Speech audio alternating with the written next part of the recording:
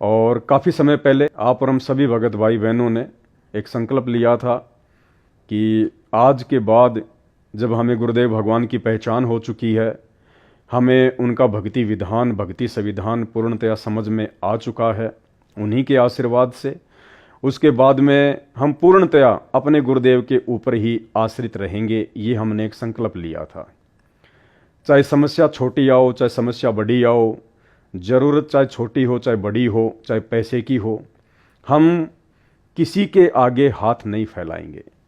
जैसे हम लोगों ने पहले उपदेश भी ले रखा था, लेकिन इतना ज्ञान नहीं था, इतनी जानकारी नहीं थी, जिसके चलते छोटी छोटी आवश्यकताओं के लिए हम समाज में अपने रिश्तेदारों के आगे, अपने भाई बंधुओं के आगे और अपने ही गुरु भाई बहनों के आगे हाथ फैला दिया करते थे।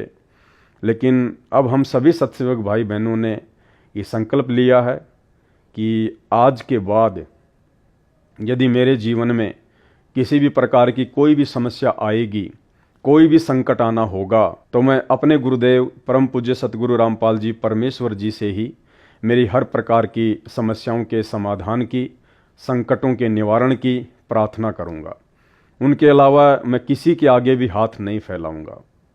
यदि मैं भिखारी बनूंगा तो अपने गुरुदेव भगवान का बनूंगा। अब मैं दुनिया का भिखारी नहीं बनूंगा, क्योंकि उनके तत्व ज्ञान से हमें समझ में आ चुका है कि ये पूरी दुनिया, ये 21 ब्रह्मांड मेरे पूज्य गुरुदेव कबीर परमेश्वर सतगुरु रामपाल जी भगवान का भिखारी है। दाता एक राम, भिखारी सारी दुनिया। और नित्य नियम में गुरुदेव हमें पढ़ाते हैं कि गुरु समान दाता नहीं और याचक शिष्य समान। याचक यानी मांगने वाला, प्रार्थना करने वाला, भिखारी। गुरु समान दाता नहीं और याचक शिष्य समान, तीन लोक की संपदा सो गुरु दीनी दान। अब इसके बाद इस भिखारी समाज से, भिखारी रिश्तेदारों से, भिखारी भगत भाई बहनों से भला कौन सी चीज़ हम मांग सकते हैं और कौन सी चीज़ हमें वो दे सकते हैं, जब संसार की सबसे बड़ी संपदा ये नाम उपदेश और अपनी रजा, अपनी मेहर, अपना आशीर्वाद गुरुदेव ने हमारी झोली में पहले से ही डाल दिया है। तो अब हमारे जीवन में चाहे समस्या छोटी हो या बड़ी हो, और यदि कोई समस्या हमारे जीवन में आएगी मर्यादाओं में रहते सहते, तो गुरुदेव भगवान ने कहा कि बेटा, सूली की सज़ा परमात्मा सूल में काट रहा है। बहुत बड़ी समस्या जो तेरे ऊपर आनी थी, परमात्मा थोड़े से में, हल्के से दर्द में तेरी समस्या को दूर कर रहा है। तो ऐसे समय में भाई और बहनों, हमें बिल्कुल भी भक्ति मार्ग से विचलित नहीं होना चाहिए, डगमग नहीं होना चाहिए, क्योंकि एक समय उपरांत जब परमेश्वर हमें इतना ज्ञान दे देते हैं, अपने हर प्रकार के भक्ति विधान से हमें रूबरू करवा देते हैं, उसके बाद परमात्मा खुद भी जानबूझकर हल्का फुल्का दर्द, दुख, परेशानियां, तकलीफ, संकट, समस्याएं जानबूझकर हमारे सामने पैदा करते हैं, हमारी परीक्षा लेने के लिए कि हम कितना अपने गुरुदेव के ज्ञान को समझ पाए और कितना हम अपने गुरुदेव के ऊपर विश्वास कर पाए हैं। क्या इतने दिनों के बाद, इतने वर्षों के बाद, इतना ज्ञान लेने के बाद भी छोटी छोटी बातों के लिए हम दुनिया के भिखारी बनेंगे, या छोटी छोटी समस्याओं के लिए हम दुनिया के आगे हाथ फैलाएंगे, या किसी और से उम्मीद की आशा करेंगे? इन तमाम बातों को देखने के लिए वो अंतर्यामी परमेश्वर, खैर उन्हें तो पहले से ही सब कुछ पता होता है कि जीव मेरे द्वारा ली जाने वाली परीक्षा में क्या करेगा, क्या नहीं करेगा, किस तरफ ये मुंह उठा के देखेगा, या अपने गुरुदेव से ही हर प्रकार की उम्मीद रखेगा। उन्हें तो सब कुछ पहले से ही पता होता है, क्योंकि हम रोज़ संध्या आरती में पढ़ते हैं, अंतर्यामी एक तुम आत्म के आधार, और जो तुम छोड़ो हाथ तो मोह कौन उतारे पार। गुरुदेव भगवान अंतर्यामी हैं, वो हमारे घट के अंदर की सब बातें जानते हैं। जो बातें हम सोचते भी नहीं हैं या आने वाले कुछ वर्षों में सोचेंगे, वो बातें भी परमेश्वर को पहले से ही पता है।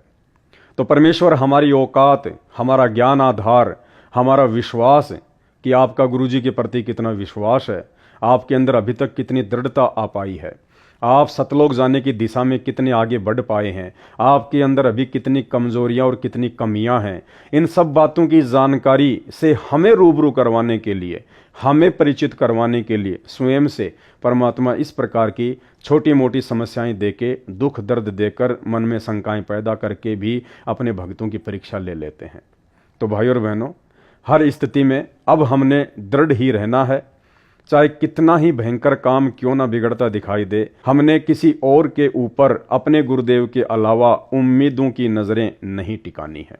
महाभारत के प्रकरण का हवाला देते हुए पूज्य गुरुदेव भगवान ने बताया कि जब पांचों पांडव द्रौपदी को जुए में हार चुके थे और जब दुर्योधन ने एक बांदी के द्वारा द्रौपदी को नीचे आने के लिए संदेशा भिजवाया और बांदी ने जाकर कहा कि द्रौपदी, युधिष्ठिर तुझे जुए में हार चुका है और दुर्योधन अब तुझे नंगा करेगा।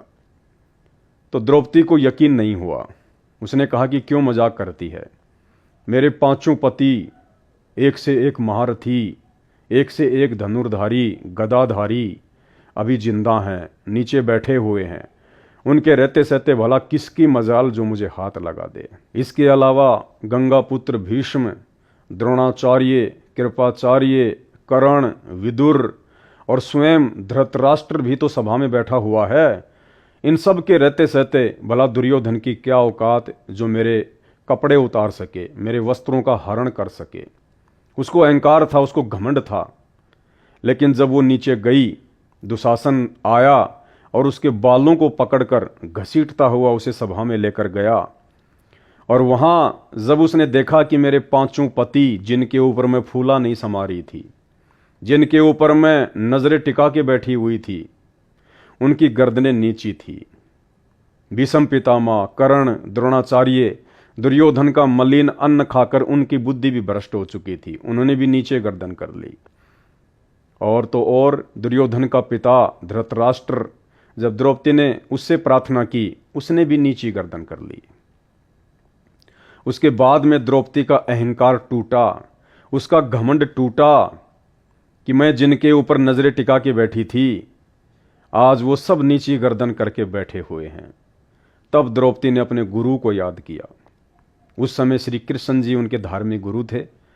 और जब उसने श्री कृष्ण जी को याद किया तो श्री कृष्ण जी ने तो कहाँ द्रौपदी की रक्षा के लिए आना था, वो तो उस समय अपनी पत्नी रुक्मणी के साथ चौपड़ पासा खेल रहे थे, शतरंज खेल रहे थे।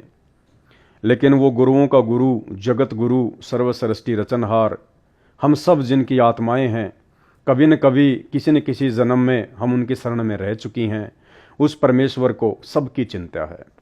और वो परमेश्वर, वो असली मुरारी, वो कबीर देव भगवान जो वर्तमान में परम पूज्य सतगुरु रामपाल जी के चोले में धरती पर प्रकट हैं, उन्होंने सूक्ष्म रूप बनाया और द्रौपदी को निर्वस्त्र होने से बचाया। भाई और बहनों, आज हमने उसी परमपिता परमेश्वर के ऊपर अपनी नजरें टिका के रखनी है। आज उनके ज्ञान आधार से, उनके आशीर्वाद से हमने सत्संग सुनकर हर प्रकार की बुराइयों से, विषय विकारों से किनारा कर लिया है। अपने पेट पोषण के लिए नेक नीति और ईमानदारी से अपना काम धंधा करते हैं। फालतू में हम ना किसी के पास बैठते हैं, ना उठते हैं, ना किसी के साथ कोई गपशप करते हैं। हर प्रकार की सामाजिक परंपराओं और कुरीतियों से हम दूर हट चुके हैं और ज़्यादा से ज़्यादा समय परमपिता परमेश्वर जी के सत्संग सुनने में, नाम सुमरण करने में ही बिताते हैं और हर प्रकार से उनकी मर्यादाओं का ध्यान रखते हैं। तो ऐसे में परमात्मा भी हमारा ध्यान रखेगा। लेकिन हमने थोड़ा सा विचार करना पड़ेगा। जब भी हमारे ऊपर छोटी मोटी कोई समस्या आती है तो हमने इतना ही सोचना है कि मेरे गुरुदेव भगवान की तरफ से ये मेरी परीक्षा है। परमात्मा चेक करना चाहते हैं, देखना चाहते हैं कि सतलोक जाने के लिए अभी मेरे अंदर कितनी कमजोरियां हैं, कितना कच्चापन है, कितना मैं तैयार हो पाया हूं। तो ऐसे समय में हमें बिल्कुल भी डगमग नहीं होना है।